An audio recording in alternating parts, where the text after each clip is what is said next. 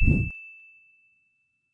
मैं आज भी मैंने किसी को मना नहीं किया है। आज भी मुझे प्रोड्यूसर्स फ़ोन करते हैं कि खेसारी जी अपोज़िट है, तो ठीक है, कोई बात नहीं। मैंने किसी को कभी कुछ नहीं बोला है कि मैं उनके साथ काम नहीं करूँगी, लेकिन ये मुझे नहीं समझ में आता है कि ये क्यों इतना मतलब उछल रहे हैं एंड हर जगह इतना बोल रहे हैं लाउड स्पीकर में कि लाइक मैं काम नहीं करूँगा।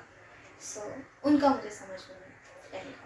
वो लोग जो आपकी जोड़ी को बहुत ज़्यादा पसंद करते थे, कहीं न कहीं अब आपसे नफ़रत करने लगे हैं, आपके और उनके फैंस। कैसे देखती हैं? नफ़रत तो सिर्फ़ मुझसे ही हो रही है, क्योंकि ये जिस तरह से हर जगह बोल रहे हैं कि मैंने उनको धोखा दिया है और मैं बहुत वो मुझे बहुत गलत वे में प्रेज़ेंट कर रहे हैं हर जगह।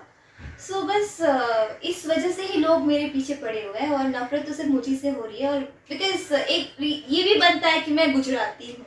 मैं गुजराती हूँ, लेकिन सबसे ज़्यादा इंसानियत है मेरे अंदर। मैं कभी किसी के सामने इवेंट्स मैं भी करती हूँ, हर जगह मैं भी जाती हूँ, हर चीज़ मैं भी इंटरव्यूज़ देती हूँ, हर चीज़ करती हूँ। मैंने कभी किसी का नाम नहीं लिया, ना मैंने किसी के बारे में कभी ऐसा बोला, ना ही मैंने कभी ये बोला कि खेसारी ने मुझे धोखा दिया है। अगर मैं ये बोलना स्टार्ट करूँ खेसारी ने धोखा दिया है, तो फिर बहुत कुछ बातें बन सकती है। ना ही मुझे लाइव आके रोने की आदत है।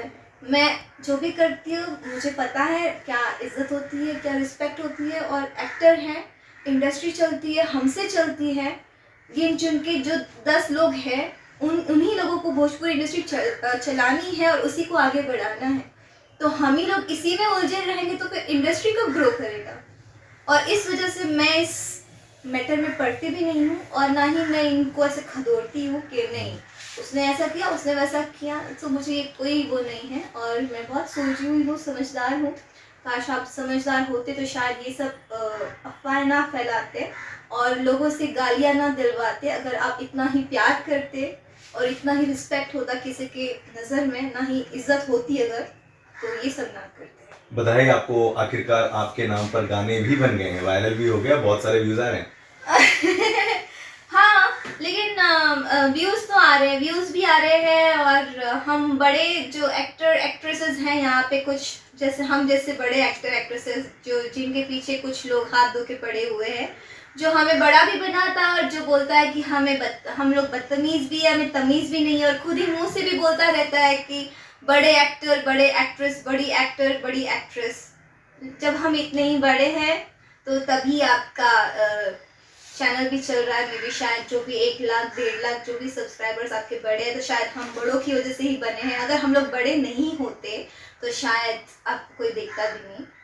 तो बस कहीं न कहीं सच्चाई भी तो ये है कि खेसारी जी के साथ आपने इतना काम किया है और आपकी जोड़ी पसंद की गई है, आपके स्टारडम में एक बहुत बड़ा योगदान है। मानती हैं आप इस बात को? फिर से रिपीट करना।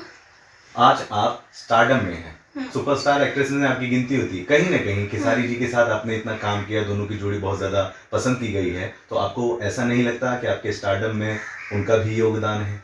मेरे स्टारडम में अगर मैं योगदान देना चाहूँगी तो मैं फिर पवन जी को ही देना चाहूँगी। बिकॉज़ इनके साथ मेरी पैर बनी थी मेहंदी लगा के रखना से, जो कि स्क्रिप्ट बहुत अच्छी थी और हम दोनों का रोमांस उनको बहुत पब्लिक को बहुत पसंद आया था।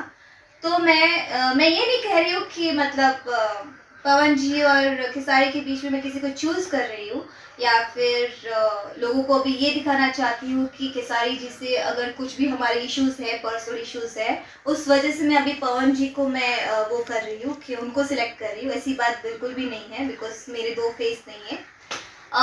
पवन जी को मैं इसलिए देना चाहूँगी बिकॉज़ मेरी एक फ़िल्म आई थी उनके साथ हुकूमत, जिसमें हुकूमत थी एंड देन उसमें जो गाने थे चिकन समान एंड चोली में अक्कल परार। और उसके बाद बहुत ब्लॉकबस्टर मेरी फिल्म आई एक भोजपुरिया राजा, जिसका एक गाना था छलकता हमरो जवानिया।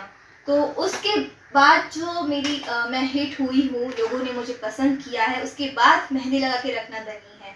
तो मैं ये नहीं कहूँगी कि खेसारी जी की वजह से मेरा स्टारडम आया है, मैं कहूँगी पवन जी की वजह से आया। उन्होंने इतना अच्छा गाना बनाया, उन्होंने इतना अच्छा गाया, प्रियंका ने इतना अच्छा गाया, मैंने एक्ट किया, लोगों ने पसंद किया, तो शायद मेरा तो मैं सीढ़ी अपनी वही समझूंगी फिर। एक बार फिर से बधाई आपको लिट्टी चोखा फिल्म के लिए। Thank you. बहुत ही चर्चे में ये फिल्म चल रही है। हाँ। आप करोगे प्रमोशन खेसारी जी के साथ इस फिल्म का? सी, मैं अगर पर्सनली बताऊँ तो मैं एक एक्ट्रेस हूँ और मैं बहुत प्रोफेशनल हूँ अपने वर्क को लेके, तो मुझे अगर खेसारी जी को फेस भी करना पड़ता है, वो मेरे दुश्मन नहीं है ना, मैं मानती हूँ। मुझे उनके साथ बैठना पड़ेगा, मैं बैठूंगी, अपना काम है मैं करूँगी, उसमें क्या है, मैं एक्टर हूँ, मैं एक्टर की तरह मैं हीरोइन हो सकती, तो मुझे अगर प्रोड्यूसर बुलाएंगे, बिकॉज साइन तो मुझे प्रोड्यूसर ने किया है, डायरेक्टर ने किया है, तो वो मुझे जो बोलेंगे मैं वो करूँगी, बिकॉज वो मेरा फर्ज बनता है। भोजपुरी के एक दूसरे चर्चित अभिनेता हैं प्रदीप पांडे उर्फ चिंटू। आजकल आपकी तस्वीरें वीडियोस उनके साथ बहुत ज्यादा वायरल हो रही हैं और फैंस को मजा नहीं आ रहा। पर्सनल लेवल पर आपसे ही जानना चाहेंगे कैसा एक्सपीरियंस है चिंटू के साथ अब काम करने का? मैं अपनी एक बात बताती हूँ, पर जब हम लोग जब छोटे थे तब हम लोग ने साथ में ट्रक ड्राइवर पहला हमारा मूवी था, तो हम लोग बहुत लड़ाई करते थे, बिकॉज वो भी छोटे थे, मैं भी छोटी थी, तो मेरा भी दिमाग थोड़ा सन की टाइप का, उनका भी सन की टाइप का। सो उसके बाद आई थिंक हम लोग ने कई साल बाद हमने मूवी करी ये, और राजकुमार पांडे जी जिन्होंने सिर्फ मुझे एक फिल्म के लिए लिखे गए थे कि एक फिल्म करनी थी, लेकिन उनको मेरा बिहेवियर, मेरा काम इतना अच्छा लगा। उन्होंने जब मूवी कर रही थी फर्स्ट, तब 10-15 दिन ही हुए थे स्टार्ट होके, तो उन्होंने बोला बेटा हम लोग एक और मूवी करना चाहते हैं, तो हम कंटिन्यू कर लेते हैं। हाँ ठीक है सर, कोई बात नहीं। तो हम लोग ने 50 डेज हम लोग ने साथ में बिताया, तब हमने पर्सनली ऐसे जाना एक दूसरे को, और हम वाकई में जितना हम झगड़ा करते थे हम उतने ही अच्छे फ्रेंड्स बन चुके हैं। लेकिन उस फ्रेंडशिप को भी यहाँ पे लोग अपनी नज़र से देखते हैं, और उस फ्रेंडशिप को भी ये लोग गंदी नज़र से ही देखते हैं और गंदा ही उसको नाम देते हैं। तो मुझे यहाँ पे ये चीज़ें बहुत खटकती है कि यहाँ पे लोग किसी भी रिश्ते को अच्छी नज़र से नहीं देखते, चाहे वो बाप बेटे ही क्यों ना खड़े होंगे, वो लोग गंदी नज़र से ही देखेंगे, क्योंकि किसी को तो पता ही नहीं कि उसका बाप कौन है। तो बोलेंगे हाँ ये प्रोड्यूसर होगा, ये कुछ होगा, इसने ज़रूर इसको कुछ किया होगा, दिया होगा, ऐसा।